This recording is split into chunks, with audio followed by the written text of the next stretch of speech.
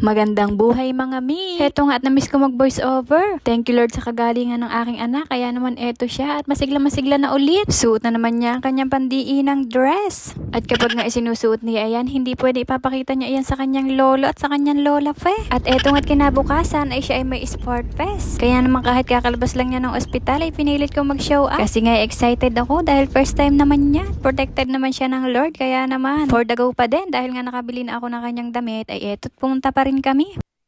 At sa mga magsasabi nga nakakalabas lamang ng ospital ay bakit nandito na? Ay syempre ay pinag-isipan din naman namin ito. At syempre alam namin kung kaya or hindi ng bata. Nandito naman kami parents niya kaya walang dapat ipag-alala. At saka ayan lang naman siya, nakaupo lang naman siya at nanonood. Hindi ko naman talaga ito papayagang maglaro. Late na nga kami nakapunda diyan tapos na ang parada. Dahil nga hindi ko siya ginising ng maaga, inintay ko lang kung anong oras ang kanyang gising talaga. Wala din naman siyang gagawin sa bahay kaya naman eto't pumunta pa rin kami. Ang saya-saya din nga naman, ang daming parents. At isang realization nga pala sa akin na kapag ganitong mga events ng aming mga bagets ay yung mga parents talaga ang pinakamasaya. Paano ba naman ay isa na naman itong milestone na aming makikita at aming pagyayamanin dahil sabi nga ay minsan lang sila bata at maya-maya nga ay hindi na kami pwedeng sumama sa mga ganyan dahil syempre big girl na itong baby namin. At eto nga si daddy ay full support, napakadaming dalang tubig. Eto nga pala ang ganap namin, ako ang PA ni Luan at ang daddy naman ang water boy. Nagulat nga ako nung pagdating namin dito, ang daddy napakadaming dalang tubig. Ay sabi niya ay dahil nga daw sport fest. Ang sabi ko naman ay hindi naman talaga maglalaro si Luan at magpapakita lamang dito. At habang nga nanonood diyan, ang sabi ko sa daddy ay simplihan muna akong videohan at ipopromote ko lamang itong aking terno na nabili sa TikTok. Eto nga ay pwede na rin panglakad. At ito nga pala mi ay 100 plus lang din. Kung gusto nyo rin nga pala neto, ilalagay ko ang link diyan sa baba ng comment section. Eto nga palang damit ni Luan ay nabili ko rin lamang dito sa TikTok. Ayan, at sadya nga may nakalagay ng Muse ayan. Pero hindi po talaga siya Muse nila. Kaya naman pasensya na po sa kanyang Muse. Dahil para nga sa mata namin ng daddy niya ay siya lamang ang Muse.